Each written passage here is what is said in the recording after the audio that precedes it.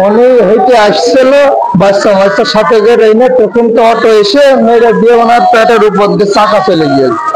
কিরণ গেছে ওই বুলির বাড়ি দিয়ে মানতে গিয়ে অটো চাপা করে অটো অটো মানে গ্রামে আটকানো আছে, কিন্তু অটোওয়ালা কোথায় আছে জানি না।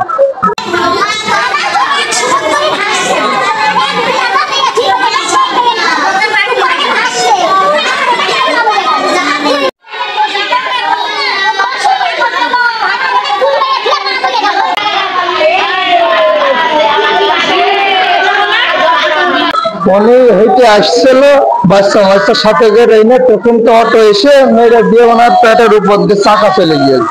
এটা 7টার দিকে। এটা যে সরোজগঞ্জ কিরণগাছি কফি হাউসের সামনে মাঝামাঝি আর কি।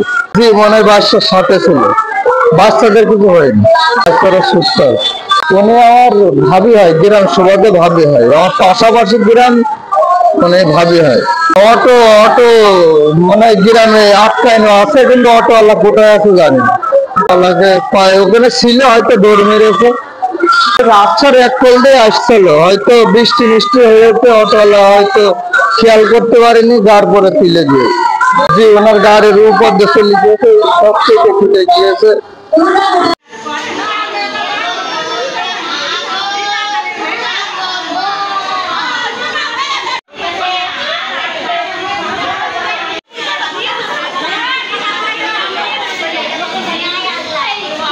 কিরণ গেছে ওই বুলির বাড়ি দিয়ে মানতে গিয়ে